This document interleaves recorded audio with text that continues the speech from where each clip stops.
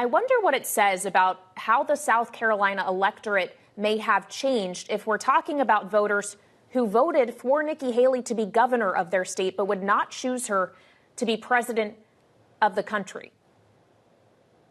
Well, Kailey, I think it says more about how the Republican Party has changed. It's not so much the population changing here, but the Republican Party is a different party than it was 10 years ago. And it is a Trump party right now. And anyone who tried, I think Haley and the other candidates have tried to suggest that that they could be Trumpism without Trump.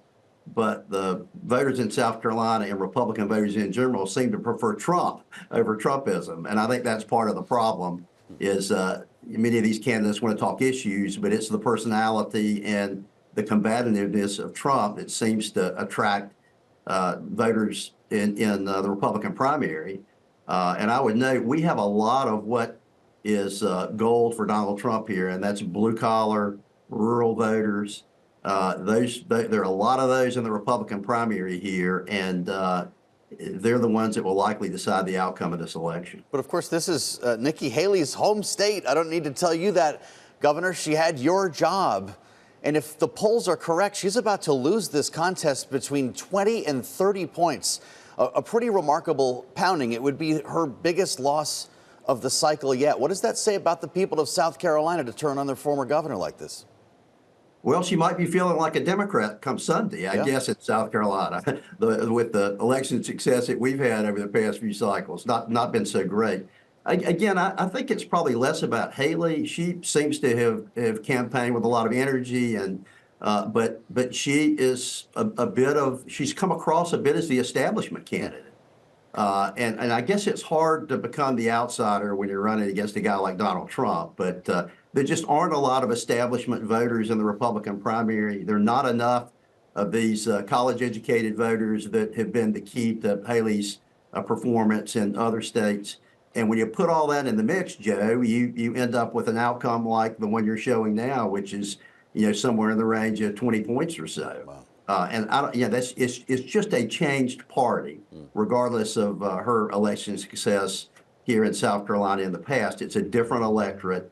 And Trump is like a magnet to Republican primary voters. So, Governor, is it your assessment that this isn't really about policy or issues, it's about personality in South Carolina? It's a lot of that. I think it's a lot of people being attracted to Trump's personality.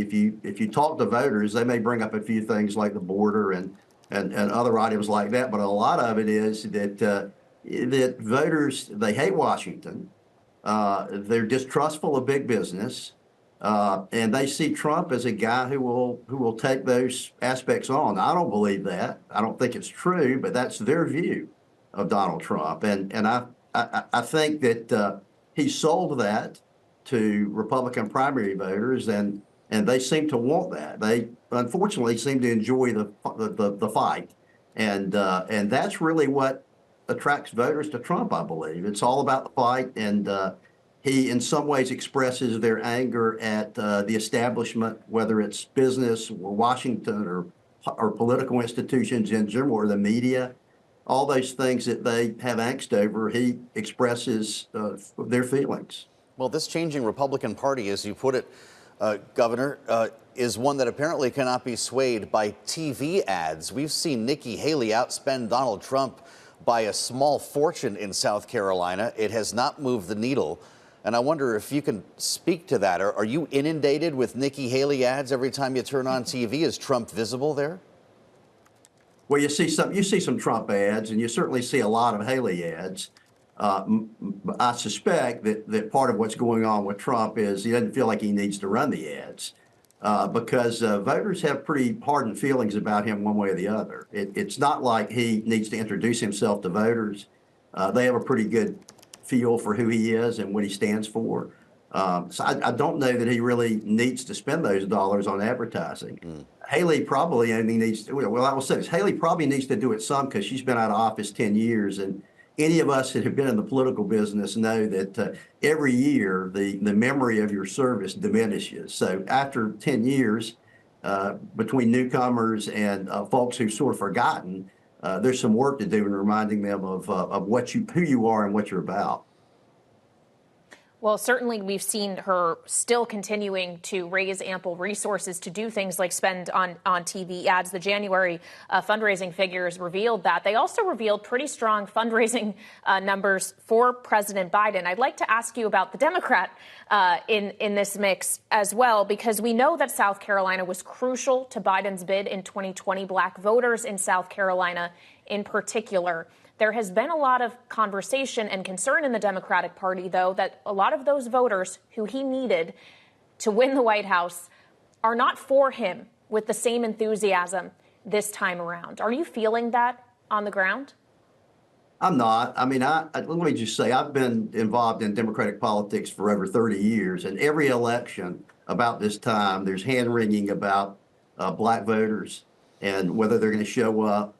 Always. You hear it every time. And at the end of the day, black voters tend to break a little later and tend to show up.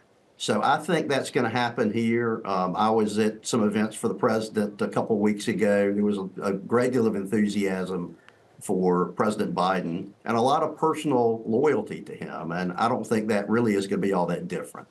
I do think with young voters, he has some work to do, and that's a critical part of the coalition. And, being relevant to them in terms of the things that are going on. If I could give one piece of advice to the Biden campaign, I think it would be trying to continue to focus on dinner table issues.